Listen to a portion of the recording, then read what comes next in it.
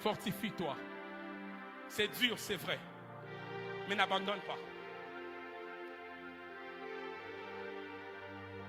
Les personnes qui ont appris à se fortifier ne s'arrêtent jamais en route. Jamais. Les personnes qui ont appris à puiser la fortification dans le Saint-Esprit, ils ne s'abandonnent jamais en route. Ils vont toujours jusqu'au bout. Josué ne s'était jamais arrêté dans le désert. Malgré le désert, Josué est arrivé jusqu'au bout.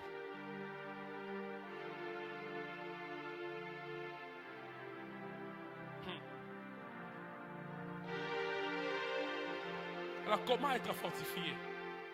Comment arriver à se fortifier? Il y a une clé que Dieu m'a donnée ce soir, ce matin pour toi, afin que tu puisses l'utiliser pour que tu sois toujours fortifié et ne jamais abandonné sur le champ de la mission. La clé, la seule que je t'amène ce matin, pour arriver toujours à être fortifié, la connaissance de ton Dieu. La connaissance de ton Dieu. Voilà pourquoi il est écrit, cherchez, plutôt connaissez et cherchez à connaître l'Éternel. Pourquoi?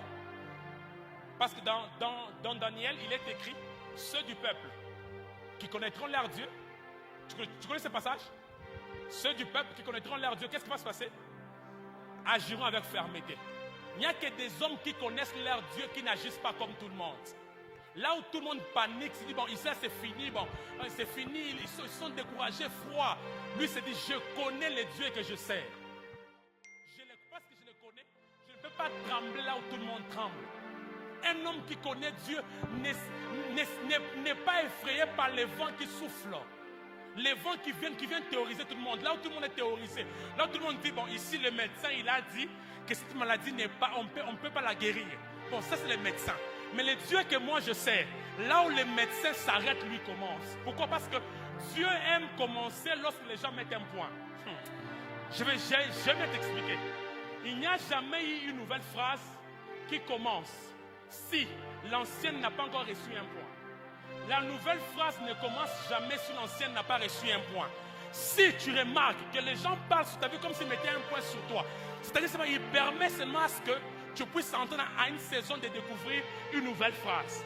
C'est ce que j'aime. La nouvelle phrase ne commence jamais en minuscule.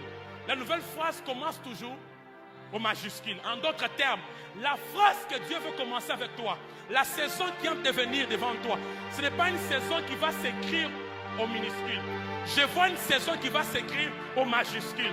Parce qu'une nouvelle phrase ne peut jamais commencer au minuscule. J'annonce à quelqu'un, je te vois écrire une nouvelle phrase de ta vie, mais elle va commencer dans la grandeur.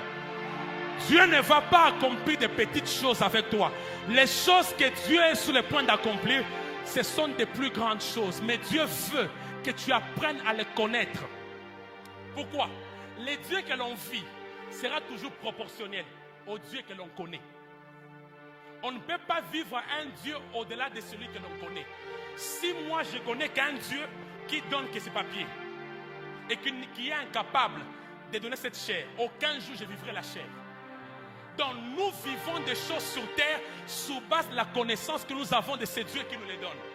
Si toi tu crois que le Dieu là peut te donner au-delà du mariage aussi un bon travail, il va te l'accorder. Voilà pourquoi il insiste. Connais Dieu. Connais Dieu. Pasteur Joe, imaginez que David arrive au soir de sa vie. Tout homme, quand il arrive au soir de sa vie, il ne dit pas